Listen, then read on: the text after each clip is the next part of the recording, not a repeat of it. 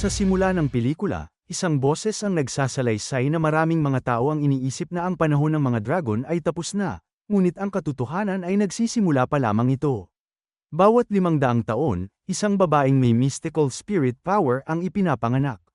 Siya ay may kakayahang gawing isang ahas ang pinakamakapangyarihang dragon sa lahat.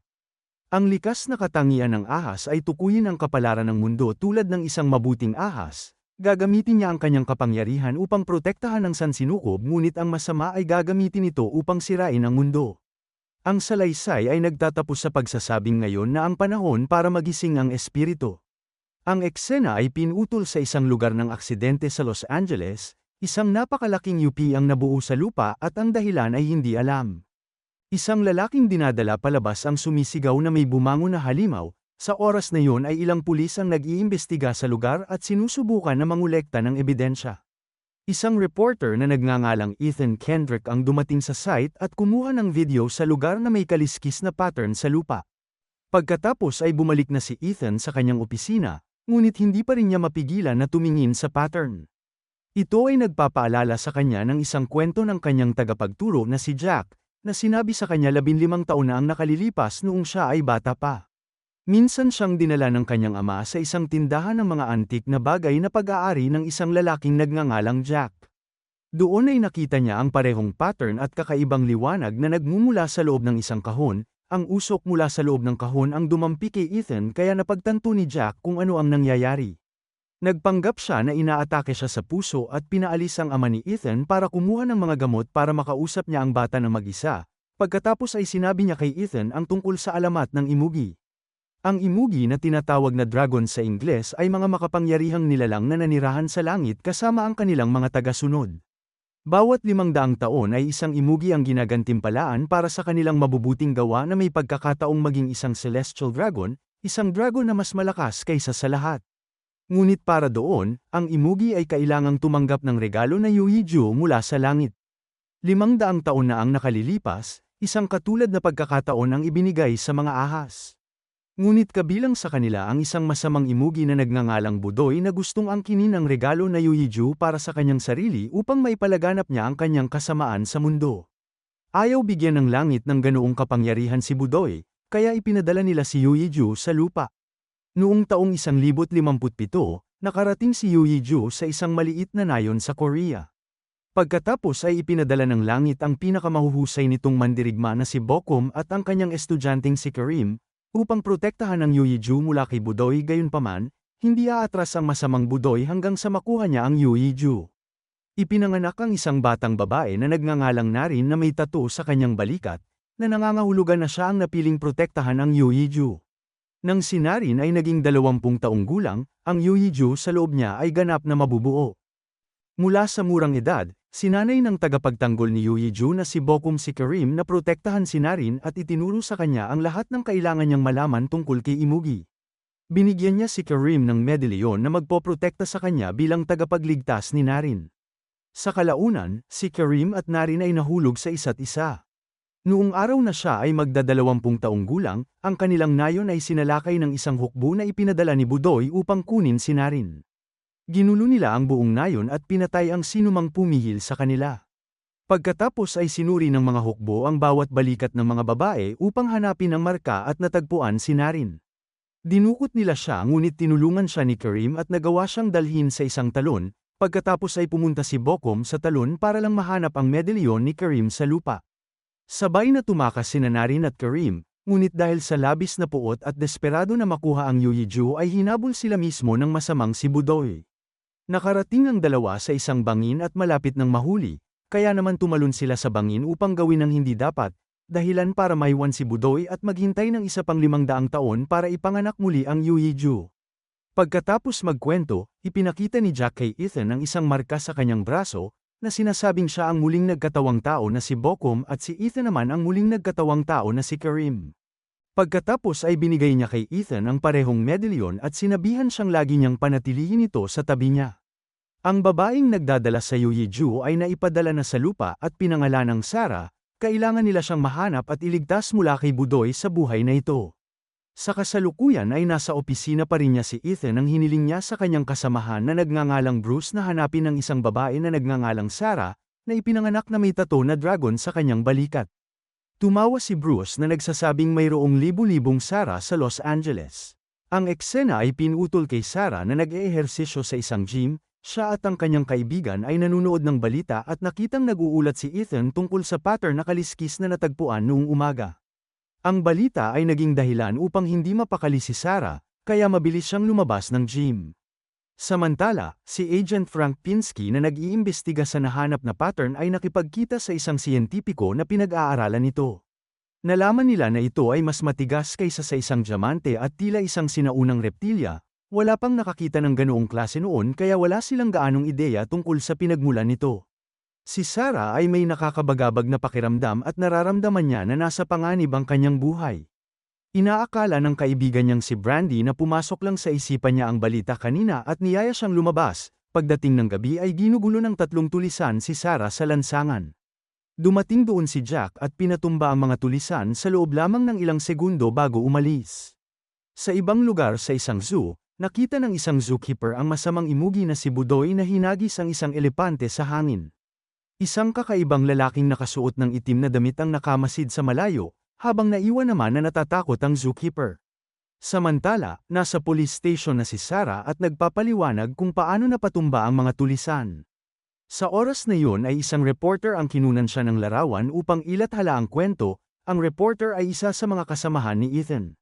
Tiningnan ni Ethan ang larawan ni Sarah at nakita ang tattoo sa kanyang mga balikat.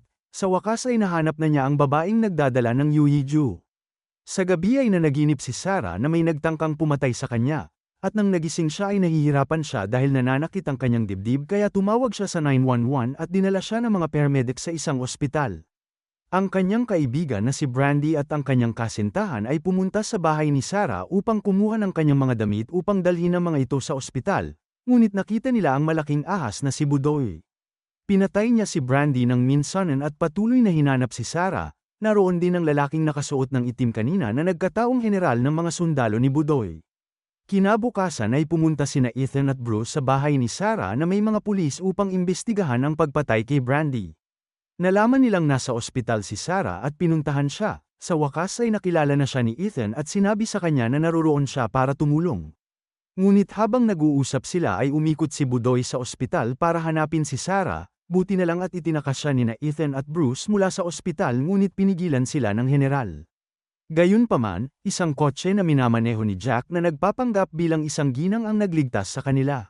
Sa ibang lugar ay iniimbestigahan ng FBI ang pag-atake ni Budoy sa ospital at nalaman na hinahanap ng ahas si Sarah. Inutusan si Agent Frank ng kanyang boss na patayin ang babae kapag nahanap na niya ito dahil ito lang ang tanging paraan para pigilan si Budoy. Samantala, ipinatawag ng general ang hukbo ni Budoy na tinatawag na hukbong Atrox. Binubuo ito ng mga makasaysayang nilalang tulad ng mga lumilipad na dragon at ilan pang nilalang na tinatawag na dodler. Sa ibang lugar ay dinala ni Jack sina Ethan at Sarah sa isang beach, at mula doon ay pumunta sila sa bahay ng kaibigang psikologo ni Ethan. Hinipnotismo ng doktor si Sarah at tinanong siya tungkol sa kanyang nakaraang buhay, kaya naalala ni Sarah ang kanyang buhay bilang sinarin at kung paano niya minahal si Kareem. Sa oras na yun ay biglang lumiwanag ang asul na liwanag sa loob niya, at nagsimula siyang lumutang sa hangin. Pinakalma siya ni Ethan ngunit nahanap na sila ni Budoy doon, kaya naman sumakay sila sa isang kotse at umalis habang sinusundan sila ng napakalaking ahas. Nakaalis ang dalawa at tinawagan si Bruce. Pagkatapos ay nagkita sila sa isang restaurant kung saan naghanda si Bruce ng helicopter para sa kanila para makarating sila sa isang lugar na ligtas. Sa oras na yun ay lumitaw si Jack sa harap ni Ethan at hiniling sa kanya na dalhin ang babae sa talon kung saan maaaring kunin ng isang mabuting ahas ang Yuyi-ju, pero nangangahulugan pa rin yun na mamamatay si Sarah kaya tumanggi si Ethan. Biglang lumapit si Budoy sa restaurant kaya tumakbo sina Ethan at Sarah para sa kanilang buhay. Sinusundan sila nito sa paligid ng lungsod at sinisira ang lahat ng bagay na nakaharang. Ang dalawa ay nagawang umakyat sa rooftop ng isang skyscraper, kung saan sila sumakay ng helicopter. Ngunit bago sila makaalis, ang napakalaking ahas ay pumunta sa taas ng gusali at hinuli ang helicopter gamit ang bibig nito. Tumalon pabalik sa rooftop sina Ethan at Sarah habang bumubulusok ang helicopter sa baba at sumabog. Kaya naman napagpasyahan ng mga opisyal ang sitwasyon bilang isang emergency at nagpadala ng ilang mga chopper ng hukbo upang makipaglaban kay Budoy. Habang pinapaputukan ng mga chopper ang nilalang, tumakas sina Ethan at Sarah. Ang mga chopper ng hukbo kahit papaano ay nagawang mapalayo ang malaking nilalang sa gusali, ngunit inatake sila ng hukbo ng Aatrox. Isang grupo ng mga dragon ang umaatake sa mga sundalo at hindi nagtagal ay natalo sila. Ang mga malalaking tangke ng hukbo ay lumalaban sa karamihan ng mga dodler ngunit hindi sila tumutugma sa lakas ng mga nilalang. Sa wakas, nahanap ni Agent Frank at ng kanyang kasamang si Campbell sina Sarah at Ethan at dinala sila sa isang ligtas na gusali. Gayunpaman, nang makarating sila doon ay itinutok ni Frank ang kanyang baril kay Sarah. Inutusan siyang patayin siya para matigil na ang kaguluhan, ngunit binaril ni Campbell si Frank bago niya pa mapatay si Sarah dahil naniniwala siya na si Sarah lang ang makakapigil sa pagbabalik ni Budoy kada 500 taon.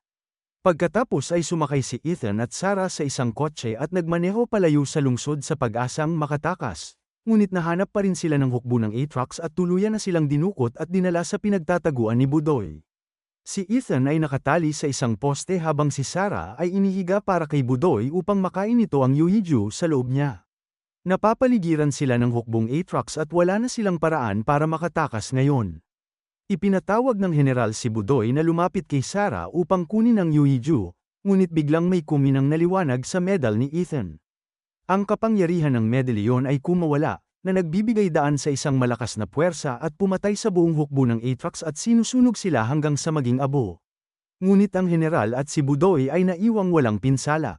Inatake ng general si Ethan gamit ang espada, ngunit pinatay din siya ng isang puwersang kuryente na lumabas sa medalyon. Ngayon, ang galit na si Budoy ang umatake sa dalawa ngunit napigilan ng isang mabuting imugi na ipinadala mula sa langit. Ang dalawang ahas ay napunta sa isang matinding laban na nagpapaikot-ikot sa isa't isa. Magkatugma sila ng lakas at kakayahan ngunit nagawa ni Budoy na patumbahin ang mabuting imugi at muling lumapit kay Sarah. Nang makita na natalo ang isang nilalang na kasing lakas ng mabait na imugi, nawala na ng pag-asa si Sarah. Sa wakas ay tinanggap niya ang kanyang kapalaran at lumapit kay Budoy. Isang maliwanag ang kuminang mula sa kanyang tato at lumabas ang isang mahiwagang lumulutang na globo. Ang globo ay ang Yuhiju. Bago maging pag-aari ni Budoy ang globo, si Sarah na kayang kontrolin ito ay itinapon ito patungo sa mabuting imugi. Kinain ito ng mabuting imugi at naging makapangyarihang dragon na nais sana ni Budoy at nawala ng malay si Sarah sa lupa. Pagkatapos mag-transform sa makapangyarihang dragon, ang mabuting imugi ay 1,000 beses na mas malakas kaysa kay Budoy. Inatake nito si Budoy at mabilis na itinapon sa lupa, pagkatapos ay sinubukan ng mabuting dragon na bumalik sa langit, ngunit kumapit si Budoy sa buntot nito. Inatake muli ito ng dragon gamit ang apoy at sa wakas ay napatay ang halimaw. Lumapit ito kay Ethan na hawak-hawak si Sarah, at inilabas mula sa bibig nito ang Yuhiju. Ang katawan ni Sarah ay naging isang mahiwagang usok at nabuo ang kanyang immortal na sarili.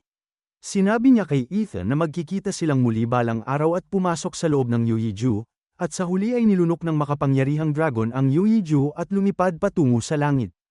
Salamat sa panunood. Para lagi kayong updated sa susunod na kwento, mag-subscribe at siguraduhin na naka-on ang notification bell. Ingat!